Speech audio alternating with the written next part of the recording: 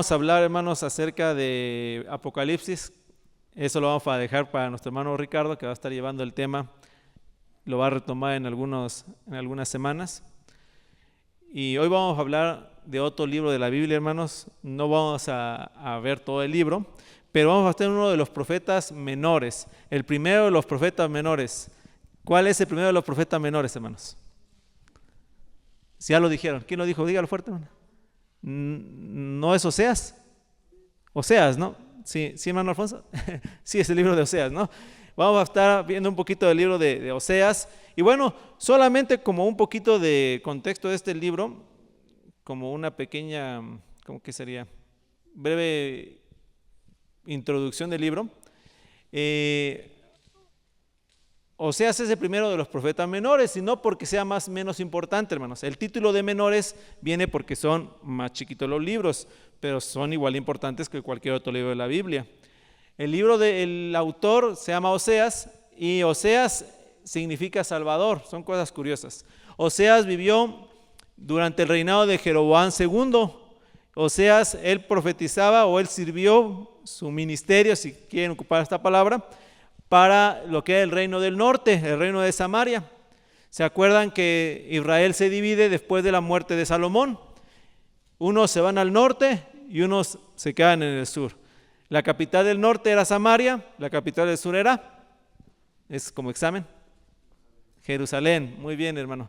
La capital del sur era Jerusalén. En Jerusalén había o hubo buenos reyes. No todos eran buenos, ya creo que la mayoría hemos leído los libros de crónicas y ahí nos narra, ¿no? Algunos buenos, algunos malos. Pero en el reino del norte, de Samaria, hermanos, ahí todos los reyes, todos fueron malos. Ahí no hubo ni un rey que fuera temeroso de Dios. Todos eran reyes que se fueron a la idolatría y al paganismo y todo ello. Un hecho curioso, hermanos, que leía de un comentarista, es que el libro de Lucas nos presenta la parábola del hijo pródigo, y Oseas nos va a presentar a la esposa pródiga. Obviamente la esposa pródiga habla de su pueblo, del pueblo de Dios. Y bueno, hermanos, eso es lo que les puedo yo introducir un poquito de Oseas. No vamos a hablar de más del libro de Oseas, y me gustaría ahora sí que lo pudiéramos abrir en el capítulo 11, hermanos. Y vamos a leer casi todo el capítulo 11, pero no te espantes, son poquitos versículos. Hoy vamos a leer 9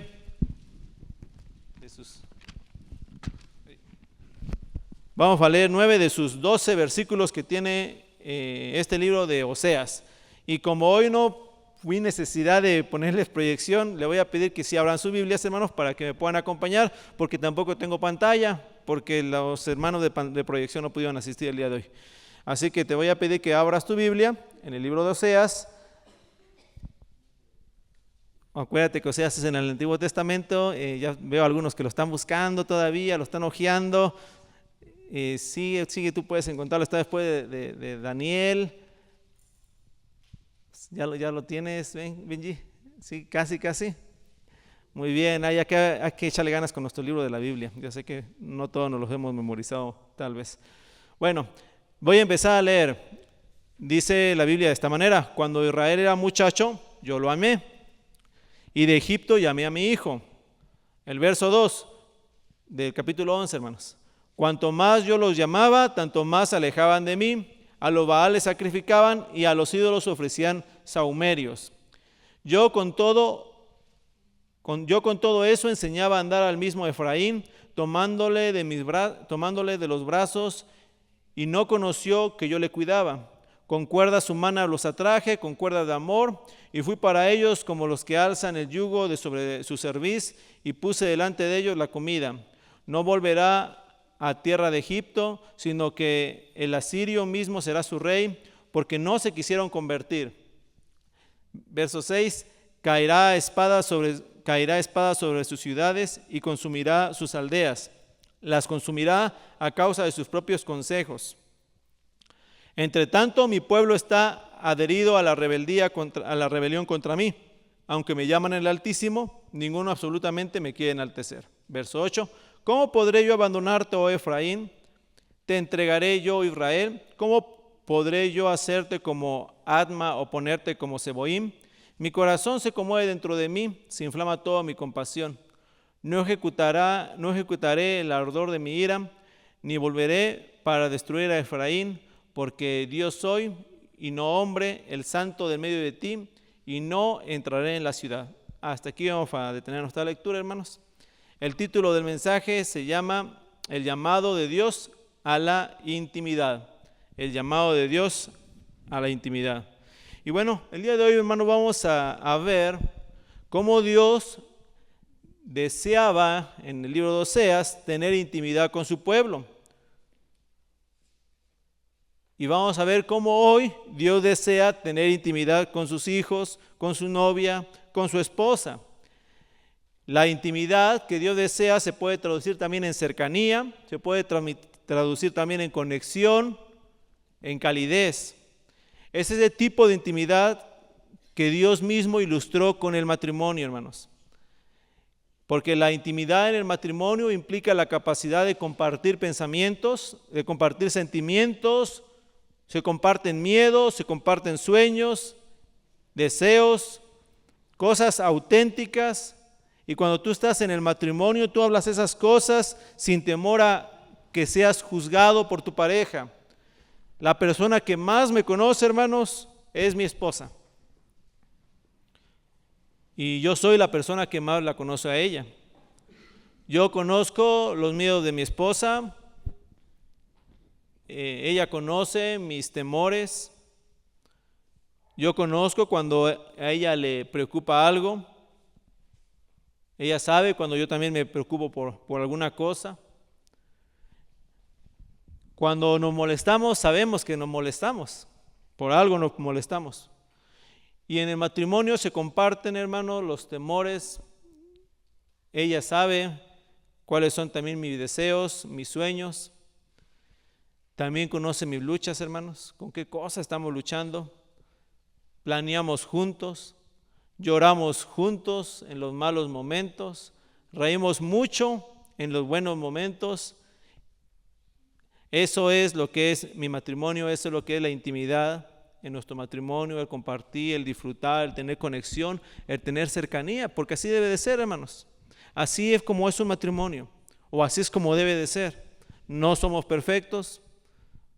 Yo sé que hay matrimonios tal vez mejores que el nuestro, pero una de las metas que yo pudiera tener en mi matrimonio es poder siempre tener esa intimidad y esa transparencia con mi esposa. ¿Sabes? Intimidad también tiene que ver con desnudez. No solamente con desnudez física que sí hay en el matrimonio, sino con desnudez mental, espiritual, que no le guarde yo nada, que no le oculte yo nada a mi esposa. Esa transparencia es la que tiene que haber en el matrimonio cuando hay intimidad. ¿Sabes? Cuando Dios creó al hombre, en Génesis 1:26, nos dice que Dios creó al hombre y que el hombre fue hecho a la imagen de Dios. Cuando Dios creó a los animales, hermanos, Dios los creó a todos juntos en un solo momento. Y la Biblia nos narra que de repente, pues ya había animales. Dios dijo, sean hechos, y fueron hechos. Pero cuando Dios crea al hombre lo crea muy diferente. Agarra polvo de la tierra, lo forma, y una vez que está formado el hombre, Dios sopla aliento de vida al hombre. ¿Por qué Dios hace eso? ¿Por qué Dios no crea al hombre como creó a todos los animales? Porque Dios quería que el hombre fuera similar a él en un aspecto, o en algunos aspectos, no como Dios, porque no somos Dios, para poder tener intimidad con nosotros. Y Dios lo consiguió, hermanos. Dios consiguió tener intimidad con el primer hombre. La Biblia es clara cuando nos enseña que Adán y Dios convivían. ¿Dónde convivían Adán y Dios? En el huerto del Edén. Un lugar, vamos a decir, perfecto. Aquí nuestro clima, hay veces es frío, como ya se mencionó. Otra vez es muy caliente. En ese lugar era un lugar perfecto y ahí estaba Adán, ahí convivía Adán y Dios. Y después llegó la mujer y después se echó a perder todo, hermanos. No sé por qué, no es cierto, mujeres, no. El hombre tuvo la culpa. El hombre no cuidó bien a su mujer y el hombre salió. Pero, ¿sabes? La Biblia dice que cuando llega la mujer, en el versículo 25 de Génesis 2, dice que la mujer y el hombre estaban desnudos y no se avergonzaban. No se avergonzaban, hermanos, ¿por qué? ¿Por qué no se avergonzaba el hombre de estar desnudo delante de su mujer? Porque no había nada que ocultar, hermanos. Cuando uno no tiene nada que ocultar, no hay nada de qué avergonzarse. Y no tenía nada que ocultar Adán de su mujer. No había nada que a Eva no pudiera conocer de Adán. Adán podía practicarle todo lo que había en su sentir a Eva con total transparencia. Pero eso se vino a echar a perder, hermanos, cuando el hombre cae en pecado. Porque cuando el hombre cae en pecado, llega la vergüenza. Todos hemos sentido vergüenza en algún momento. Bueno, la vergüenza, el miedo, el dolor, la tristeza, la muerte, todo eso llega como consecuencia de ese pecado, y la intimidad que había entre Dios y Adán se rompió. Ya no volvió a haber intimidad entre ellos. Cuando eso se rompe, Adán ya se esconde de Dios, ya le tenía miedo a Dios. Y decía Adán a Dios: me escondí porque tuve miedo de ti. Te estabas acercando y tuve miedo de ti. Esa es la realidad del hombre. Pero Dios no cambió su plan, hermanos. El plan de Dios era que tener al hombre, crear al hombre para tener una intimidad con él. Hermanos, te voy a decir algo. Dios no creó primero al hombre.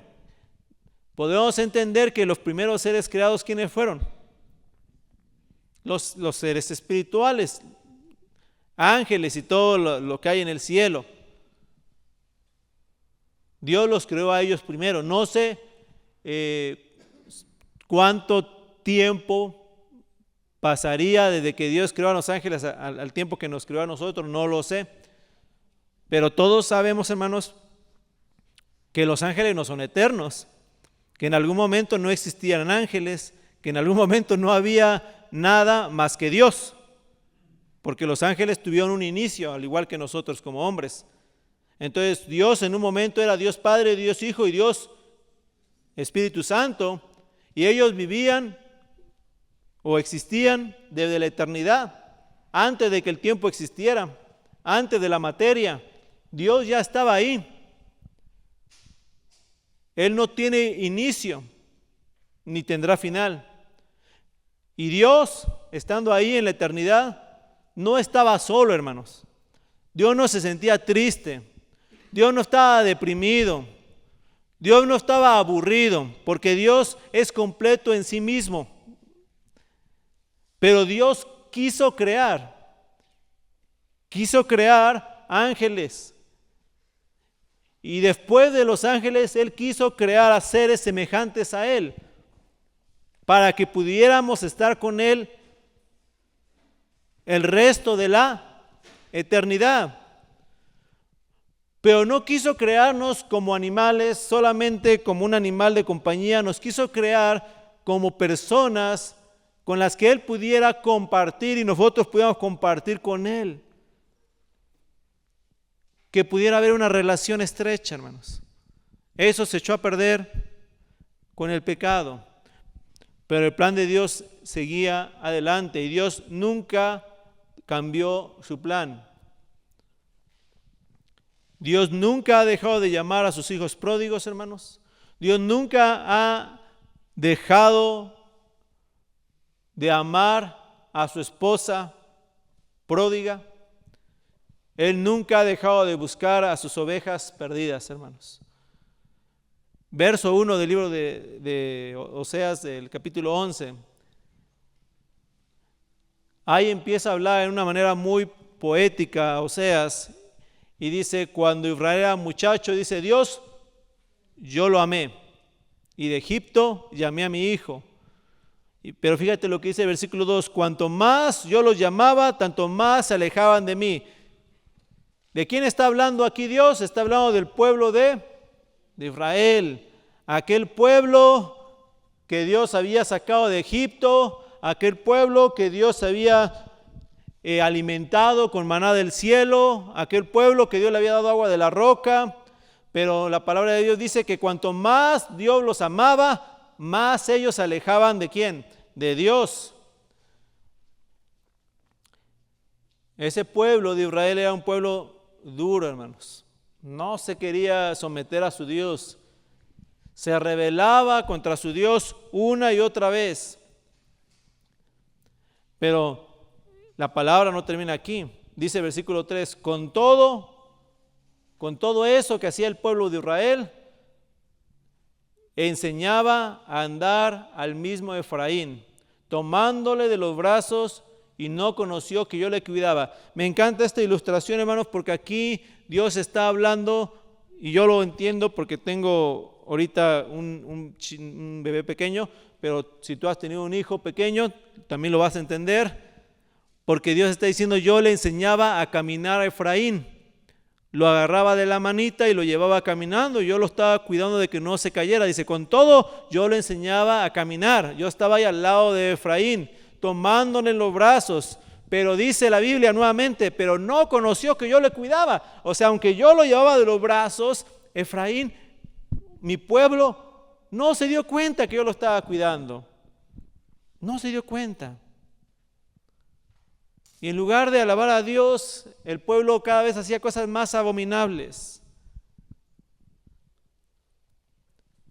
Seguían siendo infieles, como la esposa de Oseas. Era infiel el pueblo de Dios. Pero la Biblia sigue diciendo, con cuerdas humanas los atraje, con cuerdas de amor. Y quiero complementar con el versículo 14 del capítulo 2 de Oseas. Pero he aquí, yo la traeré y la llevaré al desierto y hablaré a su corazón. Hermanos, ya te diste cuenta que lo que estamos describiendo en estos versículos es el corazón de Dios. Cómo Dios no se rinde con su pueblo, sino en lugar de desecharlo, hermanos, Él empieza a hacer algo. Él dice que lo empieza a traer con cuerdas de amor. Dice Oseas, le hablaré a su corazón. Dios está hablando como si fuera hombre, un hombre que está reconquistando a la esposa infiel. Ella era infiel, ella era idólatra, ella era adúltera, pero Dios la está reconquistando. Dice, le voy a hablar a su corazón. A pesar de lo que ha hecho, le voy a hablar a su corazón. Iré y hablaré a su corazón, dice Dios. Esto se llama gracia, hermanos. Esto es gracia sublime de parte de Dios. Dios habla a nuestro corazón de esta manera, hermanos. A pesar de que como hombres pecamos, Dios habla a nuestro corazón. Pero el versículo 8 es como la cúspide, hermanos. Es como la cúspide del libro de Oseas, el versículo 8. Porque el versículo 8 dice, ¿cómo podré abandonarte, oh Efraín? Dios está haciendo una pregunta retórica. Dios está diciendo, no te puedo abandonar, Efraín. No te puedo hacer como Adma o ponerte como Zeboín. Esas ciudades son como Sodoma y Gomorra que fueron destruidas. Dice, mi corazón, fíjate lo que dice la Biblia, mi corazón se conmueve dentro de mí. Se inflama toda mi compasión. Este versículo es vamos a decirle que es como una especie de evangelio de gracia en el Antiguo Testamento. ¿Por qué? Porque acá está diciendo Dios, mi corazón se conmueve dentro de mí. Se inflama toda mi compasión. Ahora, los que hemos leído la historia, conocemos algo, hermanos. Aquí acabamos de leer que Dios dice, no voy a ponerte como a Adma o ponerte como Zeboim, o sea, no te voy a destruir. Pero si tú conoces la historia, podrías decir, Hermano, pero Israel fue destruido. Y efectivamente, Israel fue conquistado. El imperio, el ejército, el reino del norte fue conquistado y el reino del sur también fue conquistado. Ambos fueron llevados cautivos por diferentes ejércitos, unos por los asirios y otros por los babilónicos. ¿Y por qué fueron conquistados? Todos sabemos la respuesta. Porque abandonaron a su Dios. Pero, hermano, hay veces cuando Dios habla una palabra, para que la podamos entender, tenemos que ver el panorama completo. Es como una cámara fotográfica, hermanos. Una cámara tiene algo que le llamamos zoom. ¿El zoom qué hace? Acerca, ¿verdad? Y en ocasiones, si se hace demasiado zoom en una cámara o en un microscopio, lo que se ve no tiene mucho sentido, porque dice, no entiendo lo que me está mostrando aquí esta cámara o este microscopio. Pero cuando se aleja uno, entonces uno puede entender a qué se refería la fotografía. ¿Sabes? Si nos alejamos de este pasaje y lo vemos más ampliamente, nos podremos dar cuenta, hermanos, de que Dios no mintió, de que Dios no le dijo una mentira a su pueblo cuando le dijo que no lo iba a destruir, que Dios no mintió cuando le dijo que su corazón estaba lleno de amor por él. ¿Por qué? Porque nunca fue el plan de Dios salvar a una nación. El plan de Dios se lo dijo desde el principio a Abraham: en ti serán benditas todas las naciones de la tierra. ¿Sabes? El pueblo de Dios no se conforma, hermanos, por una raza, no se conforma por una nacionalidad. El pueblo de Dios se conforma por todos los que son sus hijos. Dice Juan 1:12, palabra de Jesucristo, de memoria me lo puedes decir. A ver quién me lo dice de memoria. Juan 1:12. Mas a todos los que le recibieron, a los que creen en su nombre, les dio potestad de ser hechos hijos de Dios. El Hijo de Dios no es aquel que nace en Israel, no es aquel que viene de la sangre de Jacob o de sus hijos. El Hijo de Dios es aquel que nace de Dios. Hermanos, el nuevo Israel somos nosotros. El pueblo de Dios somos nosotros, hermanos. Israel nacional, hoy en día, hermanos, ya no es el pueblo de Dios. El pueblo de Dios es todo aquel que ha nacido de Dios. ¿Sí o no? Lo dice la Biblia, hermanos. Si lo dice la Biblia, lo tenemos que creer. La Biblia dice que todo aquel que ha nacido de Dios es hijo de Dios, hermanos. Y cuando Dios estaba hablando aquí en el libro de Oseas, Él está diciendo acerca de su amada que no le iba a destruir. Pero si la amada que Dios estaba hablando era el pueblo de Israel, ¿por qué la destruyó? Porque fue destruida. Entonces entendemos que Dios estaba hablando de otra cosa.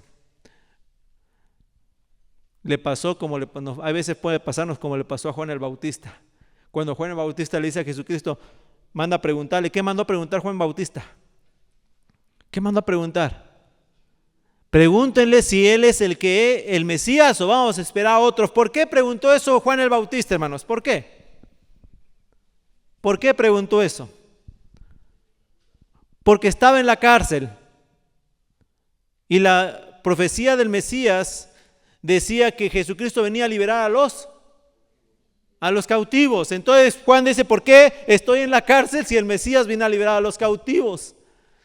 Pero Juan no sabía que esa profecía tenía otro cumplimiento, un cumplimiento espiritual, un cumplimiento también a futuro, donde todos los cautivos van a ser liberados. Juan no lo sabía, por eso Jesús le dice, diles todo lo que hago, todo lo que ves hacer, ve y díselo a Juan. Dile que los ciegos ven, que los cojos caminan, que es anunciado el reino, ¿Sabes? A la luz de esto, podemos entender que el corazón de Dios anhela la intimidad con su pueblo, pero que el pueblo de Dios no era ni es una nación, hermanos. El pueblo de Dios son todos aquellos que hoy en día somos hijos de Dios. La amada de Oseas vino a ser la iglesia de Cristo, hermanos. Y a la luz de esto podemos entender el pasaje cuando dice: ¿cómo podré abandonarte, oh Efraín? Mi corazón se conmueve dentro de mí, se inflama toda mi compasión. Y a este pasaje Juan viene y dice: porque de tal manera amó Dios al mundo que dio a su Hijo unigénito. Dios mismo se entregó por amor, porque su corazón se inflamaba de amor. Dios no podía pasar por alto el pecado del hombre, y por eso castigó a Cristo, hermanos, por amor de su novia. Efesios 5:26 dice: para santificarla, habiéndola purificado en el lavamiento del agua por la palabra, a fin de presentársela a sí mismo una iglesia gloriosa, que no tuviese ni mancha, ni arruga, ni cosa semejante, sino que fuera santa y sin mancha.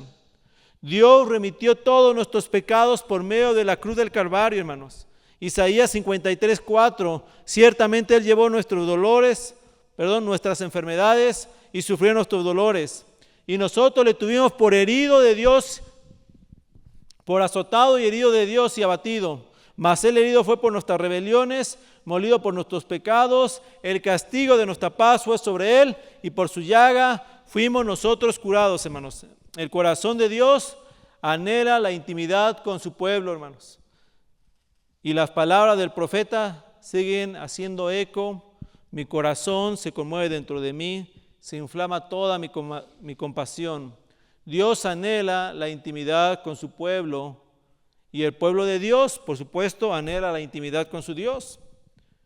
Y hoy te quiero decir algo: no importa el tamaño de tu pecado, Dios te puede perdonar si vienes a sus pies arrepentido.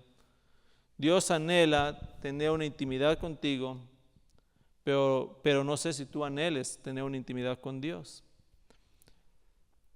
¿Sabes? La intimidad con Dios es importante, y pasamos a la aplicación. ¿Por qué, hermanos? Porque la intimidad con Dios edifica tu vida. Si hay intimidad con Dios, tu vida va a ser edificada. Tal como lo dice Daniel: el pueblo que conoce a su Dios se esfuerza y actúa. Dios ya hizo todo por nosotros. Él murió en la cruz, Jesucristo murió en la cruz del Calvario. Jesucristo dijo: consumado es. Ya no hay nada más que se tenga que hacer por nuestra salvación.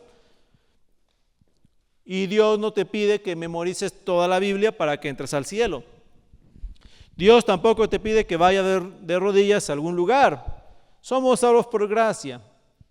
Pero la intimidad con Dios nos va a llevar a dejar nuestros pecados. La intimidad con Dios nos va a llevar a amar su palabra. La intimidad con Dios nos va a llevar a desear hablar cada día con Él.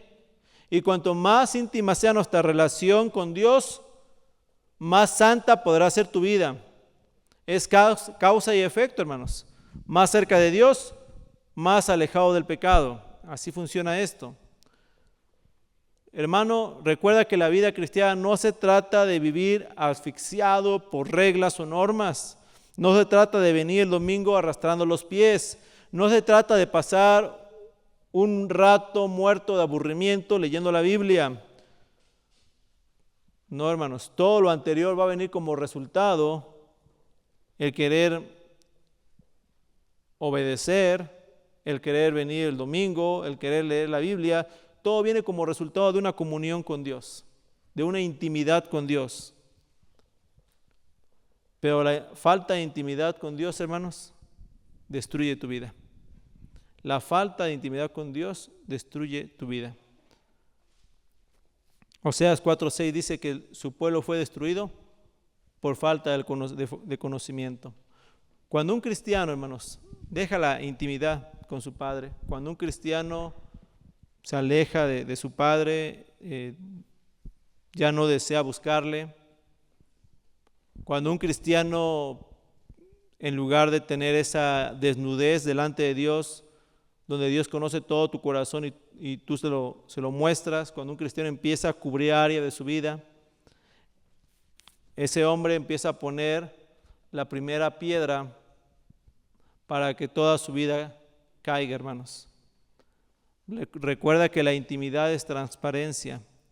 Cuando tú empiezas a ocultar cosas de tu vida a Dios o a tu esposa, cuando empiezas a endurecer tu corazón, esa intimidad se pierde y se destruye el cimiento de tu vida y la caída es inminente. Tu vida va a quedar expuesta a todo tipo de pecado y si eso no cambia, si no vuelves a esa intimidad con Dios, tu vida va a caer. El pecado va ganando terreno en nuestras vidas poco a poco, hasta que nuestra vida entera es destruida. Así que podemos decir, hermanos, que la intimidad con Dios construye, pero la falta de intimidad destruye. El pueblo de Dios el pueblo de Israel dejó de buscar la intimidad con su Dios, se alejó y fue destruido. Nosotros tenemos la oportunidad de ir edificando esa intimidad con Dios. Hermanos, no seamos como el pueblo de Israel, que se olvidó de Dios, que se alejó de Él y fue destruido. Mejor cultivemos, hermanos, la intimidad con Dios. Desnuda tu corazón delante de Dios. Acércate a tu Dios, hermano. No sé, hermano, qué es lo que a veces nos detiene el acercarnos a Dios. No sé si sea vergüenza por nuestros pecados, no sé si sea el amor a nuestros propios pecados, que no los queremos dejar, pero te digo una cosa, si tú no estás dispuesto a dejar esos pecados, que algún libro decía pecados respetables, que tú no quieres dejar, hermano, esos pecados van a empezar a afectar tu vida. Pecados muy sutiles como el orgullo, como la lujuria, pecados tal vez muy sutiles como el chisme y otras cosas más. Esas cosas, hermano, nos impiden que tengamos intimidad con Dios. Pero ¿sabes cuál es aquí lo interesante del asunto, hermano? Es de que no te das cuenta tú. Tú no te das cuenta de que tú estás mal. A lo mejor todo el mundo se da cuenta de que estamos mal, pero nosotros no nos damos cuenta de que estamos mal. Y es algo bien interesante, hermano. ¿Por qué? Porque un pecado puede estar ahí, saber que está ahí el pecado, pero nosotros pensar que estamos bien. Hermano, volvamos a la intimidad con Dios. El día de hoy no es un regaño. El día de hoy te mostré el amor de Dios hacia tu vida y hacia mi vida. Te hablé del corazón de Dios, te dije que Dios está dispuesto a amar, a perdonar, que Dios está dispuesto y quiere tener intimidad contigo. Y al día de hoy solamente es el animarte a ti a que tú anheles lo mismo con Dios. Decirte que Dios no es un Dios que esté enojado, es un Dios que está dispuesto a perdonar.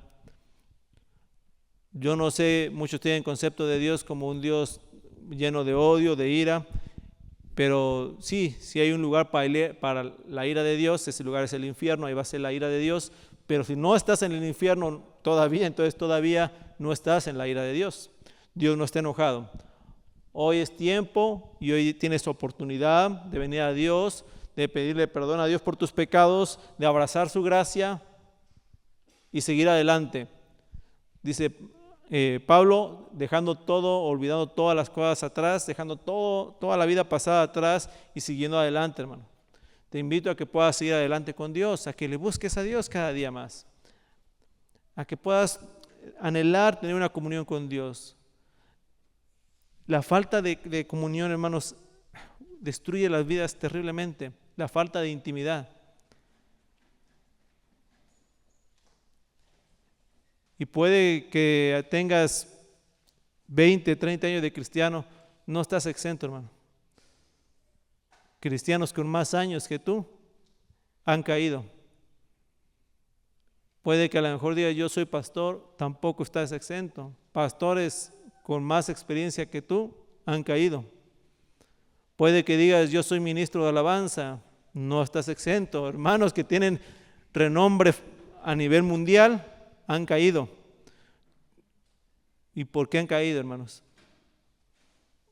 Porque se olvidaron de tener intimidad con su Dios. Empezaron a esconderle cosas a Dios. Empezaron a prohibirle a Dios el acceso a algún departamento de su corazón. Consintieron, hermanos, cosas en su vida. Hermano, eso es terrible. Eso es muy terrible. ¿Por qué? Porque es el inicio, hermanos. Es el inicio para la destrucción de una vida si no se arrepiente. Pero estamos a tiempo, hermanos. Estamos a tiempo y yo te animo a que tú puedas, si tienes algo mal en tu corazón, te puedas arrepentir. Y si estás bien tu vida, si tu vida está bien en comunión con tu Padre, nunca te alejes de Él, nunca dejes la intimidad con tu Dios, siempre búscala en transparencia. En verdad, no te confíes, no digas, bueno, voy a bajar aquí un poquito, no. Sigue adelante, hermanos. Yo quiero pensar que muchos aquí tienen vida de intimidad. Yo quiero pensar que muchos de aquí tienen vidas cercanas a Dios y al corazón de Dios, y que muchos de aquí anhelan hacer la voluntad de Dios. Es lo que yo quiero pensar. Sigue adelante, sigue soñando para con Dios. Yo sé que algunos de aquí tienen planes y están orando para que Dios haga algo con sus vidas. Síganlo haciendo.